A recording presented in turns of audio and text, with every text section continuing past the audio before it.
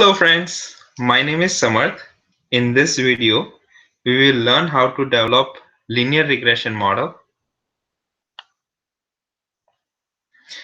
Before I delve into it, I am assuming that you know how to calculate the mean or the average, standard deviation, and the coefficient of variation based on the given data set. The formula for the linear regression model as highlighted here. Uh, Here, the m is the slope and intercept is called b here, but you can also call it c if you like. Slope and intercept are the parameters of the linear regression model. X is our independent variable and y is our dependent variable. X is also considered to be a predictor of the linear regression model. For multiple linear regression, the formula is following. Here we have multiple predictors, multiple independent variables, and we have multiple slopes, and we have only one intercept. Using multiple regression and linear regression, we are trying to determine the slope and the intercept. If I have to give you a simple example using Excel,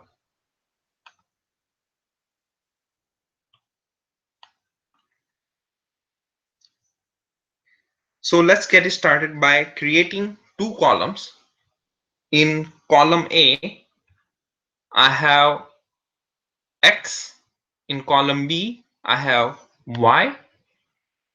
You can also create your own data set using rand function in Excel. So I will just show you a small example of how you can do it.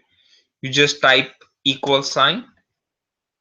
You say RAND, open bracket, close bracket, and just press enter. Once you get it, some data will appear. You drag down the cell and you can create as many data samples as you like. Make sure that once you create the data samples, you copy the data samples and you paste it as a special values and just say OK, so that the data will not change. It will be consistent. You can do that for both X and the Y variables. You can create your own variables in this way. Now, to do a linear regression, there are two ways. One is by creating a scatter plot. Here I have created a scatter plot, but you can create it by going into the tab insert here, go to scatter, and then you can click on scatter plot. A white box will appear. You can right click on the box, you can select the data, add. In the X values, you can select the X values, and in the Y values, for the Y values, you can select the Y values the following way.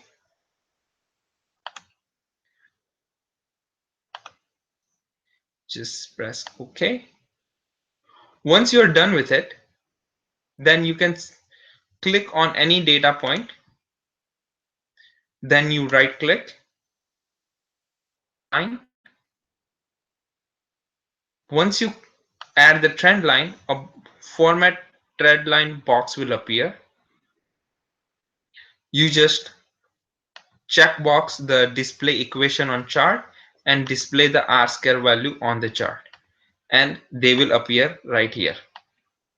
Now, for your convenience, what I have done is I have minimized the number of units So you can just say if 0.627, just say 0.63 for now, and 0.018 is 0.018. Okay, just like that. Okay, so I have done that already for my using the linear regression model using the scatter plot here. The slope here is 0.63 and the intercept is 0.0181. When you substitute x equal to 0, then y will equal to intercept, which is 0.018 according to the equation of the line of equation, which is here. You can interpret the slope the following way. So what I have done to show you is that I have created a small item here. So in the line of equation, instead of x, let's substitute 1. Once you substitute 1 in the line of equation, the y will equal to 0.65. When you change the x by 1 unit, so let's change the x by 1 unit, so x is equal to 2. Once you substitute 2 instead of x, the y will equal to 0.128. So the change in y, when we change the x by 1 unit, is 1.28 minus 0.65, which is equal to 0.63. This 0.63 is our slope. So ultimately, what you can say is that with 1 unit of change in our x, y will change by the value of our slope. Second way of doing regression is by using regression tool in Excel. So you can do this by going into the data tab in your Excel, and you will the data analysis tool will appear on the far right hand side. You can click on that. Once you click on that, regression tool will all these data analysis tools will appear. There is one tool called regression. You can click OK on that. For the input of y range, you can select the y range, and for the input of x range, you can select the x range. And for the output range, instead of a new worksheet, I have created an output just in the same worksheet. So you can just click on any cell in the current worksheet and just press OK. Once that is done, which I have here, so I will not do it. Once that is done, a summary output will appear. Now the results of the regression tool are more descriptive. So in this video, I will only discuss the t-stat and the p-value, which is here, the t-stat and the p-value. In the next video, I will discuss about the results of the regression statistics, ANOVA, and the formula for calculating the coefficient on and the standard error, which are these two things which I highlighted here. The ratio of the mean and the coefficient, or you can say the mean coefficient divided by the standard error is equal to t-stat. So what you do is you basically, which I have done it here, so you take the 0.018, which is the coefficient associated with the intercept, and you divide it by the standard error, which is 0.15. Once you do that, the t-stat value will appear. The t-stat value is important because it allows you to calculate the probability associated with it. We will discuss why the probabilities are very important in our regression. So you can do the same thing for the slope. Once you do that, so the t-stat value associated with our intercept is 0.12 and the 2.94 is the t-stat value associated with the slope. Before I calculate the p-value or the probability, I want to state the null hypothesis. The null hypothesis for any regression model is that there is no relationship between the x and the y variable. Okay, so I have written that down in case you did not catch me. So here we go.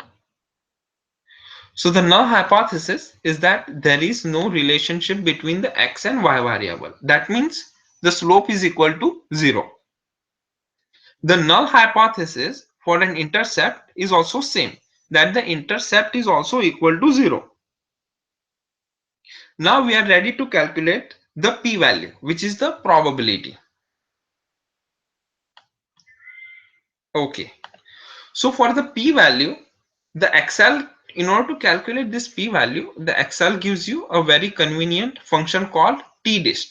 So all you do is you click on a cell, then you type, then you say tdist, you open the bracket. Now here we have three inputs to give. The function tdist takes three arguments. The first is positive t-stat value. Now we already know that our t-stat value, which is here, these two t-stats values are positive. It is very important to have positive t-stat value. If you have a negative t-stat value, in that case you need to use absolute function to convert the negative t-stat value into positive. Okay, so that is the first argument. The second argument is the degree of freedom. So the how to calculate this degree of freedom? The degree of freedom, you calculate it is by knowing two things. One is the sample size. Here, if you see, I have 9 samples. Okay. Once you have 9 samples, you need to subtract it by 2. We need to subtract this the sample size by 2 because we are using our data set, developing a model and trying to determine two unknowns. One is slope and one is intercept. Therefore, we lost 2 degrees of freedom. So the total number of degrees of freedom is 7. 9 is our sample size and 2 is the degrees of freedom that we lost due to slope and intercept. So if we have multiple linear regression model with let's say 4 predictors, then in that case we will lose 5 degrees of freedom, 4 for the slopes and 1 for intercept. In this case we lost 7 degrees of freedom, like I said before, 7 degrees of freedom. And for the tails, last thing. Okay, so you say tdist, then you open bracket, you select your t-stat value, the degrees of freedom, and last but not the least is tails. There can only be two options for this, one tail test or a two tail test. In this case we have two tail test. The reason for the two tail test is because we can have a positive or a negative t-stat value. I mean positive or the negative coefficient, the slopes. or the intercept. So we can have positive slopes or positive intercept, negative slopes or negative intercept. So we can have two things. That is why we have two-tailed test. Once you close the bracket, it will give you some probability associated with it. Now, the reason why we have different probabilities here is because we have a lot of numbers at the back. So let's just change it. So there you go. So now our numbers match. Okay. So 0.91 is the probability associated with the intercept, and 0.02 you can calculate it like I have calculated it here, is the probability associated with the slope. To test if the null hypothesis should be rejected or accepted, we need these probabilities. So the probabilities should be compared against some threshold probability called alpha. Generally, this alpha is equal to 0.05.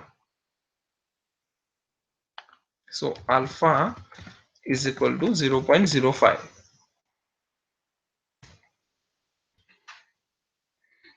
If the probability is greater than 0.05, then we should accept the null hypothesis. Or in other words, we fail to reject the null hypothesis. If probability is smaller than 0.05, then we reject the null hypothesis or fail to accept the null hypothesis. In our case, which is the linear regression model that we are doing in Excel, the probability associated with an intercept is 0.91. Of course, 0.91 is greater than 0.05. Therefore, we can say that the intercept is equal to 0. For slope though, the probability is smaller than 0.05. The probability is 0.02 as we calculated before. And 0.02 is smaller than 0.05. So we reject the null hypothesis and conclude that there is a relationship between the x and the y variable. I hope this video helps. Please like and subscribe, and see you in the next video. Thank you.